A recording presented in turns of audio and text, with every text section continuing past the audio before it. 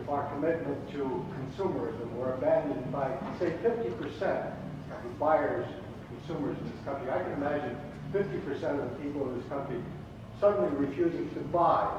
But we're committed to consumerism. How do you get around that commitment? So the question is, are we committed to consumerism, and what would happen if people stopped buying? Well, the consumerism is doubtless drilled into your head.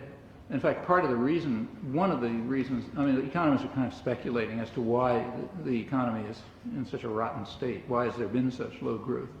And one of the speculations is that it's becoming kind of like a craft economy, where you can't sell people things they need, or want, like, say, a refrigerator or a car or something like that.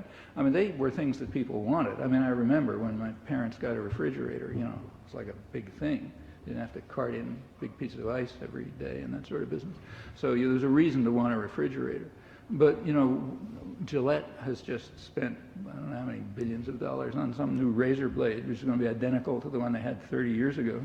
And the question is why anyone would want that, Well, the economy is more and more being driven to that. So Nike, for example, puts out a new line of sneakers every 6 weeks. There's a place called The Gap. I'm not exactly sure what they sell, jeans, I think, or something. But whatever they do, they change their line also about every 6 weeks. Automobiles, this is true in services too. Like if you want a long-distance carrier or an insurance company or something, there's hundreds of different things which are all alike, And in fact, everyone's kind of trying to find some niche to try to force people to consume things they don't want, And that's pretty inefficient, so that may be driving down the economy. You can see why it's being done. If you want to maintain the smug, prosperous Americans who make profit on all of this stuff, yeah, that's what you got to do. If you want to start, there are plenty of things that people need, like U.S. public investment in, say, infrastructure, meaning things like education and health and roads and bridges, the kind of things that matter to people. That's gone way down in the last 20 or 30 years. That's another effect of this economy. Well, those are things people really want. Like, it'd be nice to have our kids educated, and it would be nice to get, pollutants out of the environment so everybody's not dying of cancer, and all kind of things that are nice. But private industry is going to make profit out of those. I don't think the answer to this is to stop buying.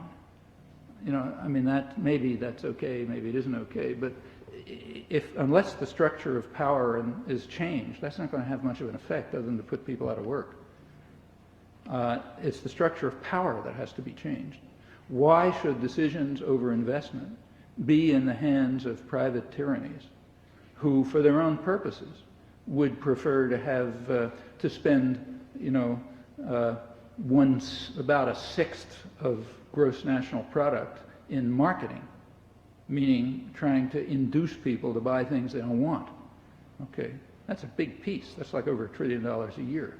Why should decisions be in their hands to do that rather than in the hands of the public, which might make quite different decisions, like, for example, to improve schools or to get people health care, or to have a mass transportation system you could use or something like that.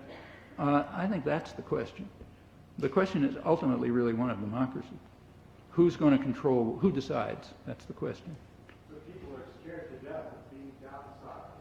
Yeah? Afraid of losing their job. That's right. Is there a will in the public to oppose the power? The question was, people are scared of being downsized.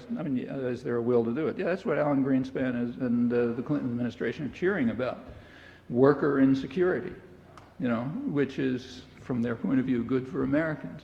But you could say the same about, were people scared when they were slaves? Take slavery. Did the slaves have reasons to be scared? Yeah, they had plenty of reasons to be scared. Does that mean they accepted slavery? No, there's slave revolts all the time. The kinds of things that we're scared of are pretty minor as compared with what most people in the world face.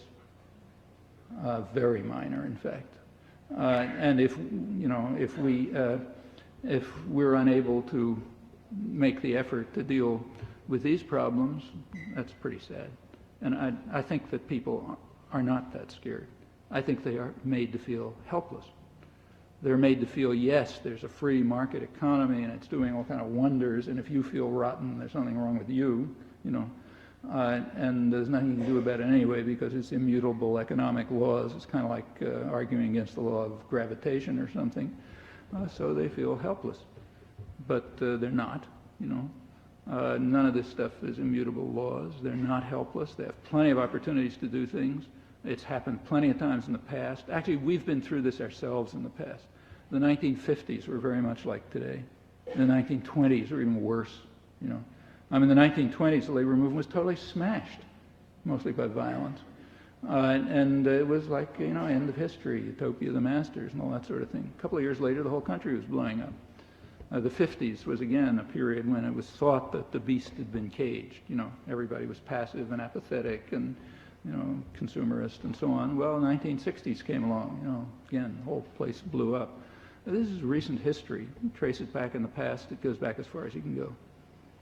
There's no reason to feel helpless, but I think it doesn't make a lot of sense to pick away at the margins. I mean, maybe these are good tactics, but if so, they're organizing tactics. Like anti-consumerism might be a tactic to get people to think about deeper problems. But in itself, it's not, you know, it's not doing anything to the system.